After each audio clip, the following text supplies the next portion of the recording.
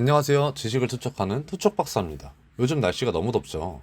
날씨가 더운 만큼 옷이 얇아지기 마련인데요. 그렇다면 몸 노출 빈도가 잦아지고 안 보였던 살들이 보이면서 자연스럽게 웨이트에 관심이 가는 것이 사실인 것 같습니다. 그래서 오늘은 준비했습니다. 사람들은 왜 웨이트 전에 커피를 마실까? 바로 시작하겠습니다. 첫 번째, 미세혈류 개선.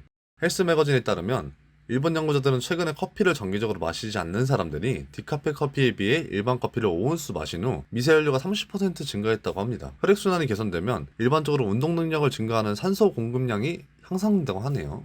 두 번째, 통증 완화.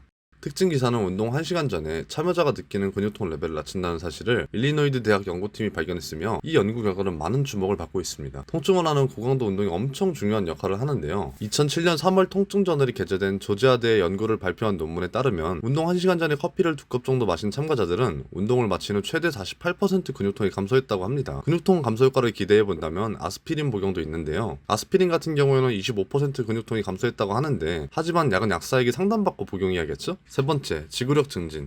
2008건 정도의 메타 분석을 수행한 결과 카페인으로 운동에 쓰이는 힘과 노력을 약 5% 이상 줄일 수 있었고 이로 인해서 운동을 쉽고 편하게 한다는 느낌을 들게 한 것으로 나타났다고 합니다. 나아가 카페인은 운동 능력을 11% 이상 증진시켰으며 신체가 인지하는 운동 에너지 정도도 감소하는 현상과 관련이 있다고 할 수 있습니다. 네 번째, 근육 보존.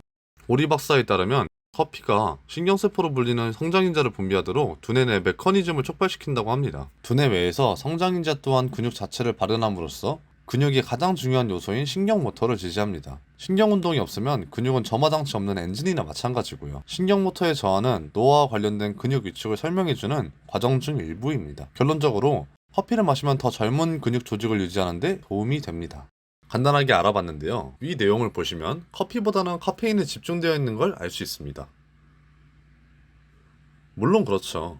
카페인이 들어간 에너지 드링크, 부스터, 가루약, 알약 등등 종류는 굉장히 다양하다고 볼 수 있습니다. 전문적으로 운동하는 게 아닌 이상 보통 사람은 라이트하게 커피 정도만 복용한다고 보시면 되는데요. 조금 더 나아가 집중력 향상이나 수행 능력 향상을 원하신다면 카페인이 더 많이 들어간 에너지 드링크 정도로 마셔보는 건 어떨까요? 웨이트 말고 건강에 이로운 작용으로 몸에 쌓인 피로를 풀어주고 정신을 맑게 해주며 이뇨작용을 통해 체내 노폐물을 배출하는 등 신체에 이로운 작용을 하는 것으로도 알려져 있습니다. 하지만 과유불급이라고 하던가요? 커피는 몸에 각종 건강 효과를 가져오지만 반대로 부작용을 일으키는 경우도 많은데요. 보통 카페인 성분 때문에 그런 겁니다. 그래서 카페인의 부작용도 한번 알아보겠습니다. 카페인은 현대인의 기억식품인 커피, 녹차, 콜라, 코코아, 초콜릿 등 뿐만 아니라 감기약이나 두통약 등 광범위하게 존재하는 성분인데요. 사람의 기호를 충족시켜주는 측면에서 사회적으로 카페인이 크게 애용되고 있지만 성인들이 주로 마시는 커피나 차뿐만 아니라 어린이, 청소년이 즐겨 먹는 콜라, 초콜릿 등에도 카페인 성분이 들어가 있기 때문에 무심코 섭취하게 되는 카페인 양은 실제 생각하는 양보다 많아질 수도 있어 우려가 되고 있습니다.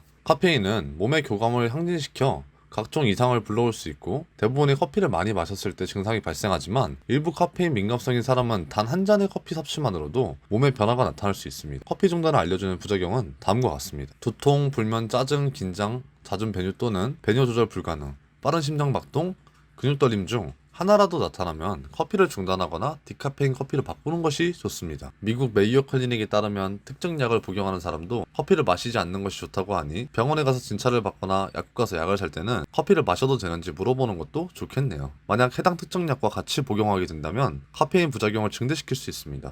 일반적으로 하루 커피 섭취 권장량은 4잔이며 카페인으로 치면 400mg 이하입니다. 하지만 임신 중이거나 임신을 시도하는 여성 또는 모유 수유 중인 분들은 카페인 복용을 200mg 미만으로 제한하시는 것이 좋습니다. 요즘 바쁜 현대사회에서 1인 1커피는 필수 아닌 필수인데요. 가끔이라도 건강 생각해서 차로 대체해보는 건 어떨까요? 좋은 하루 보내시고 투척박사였습니다.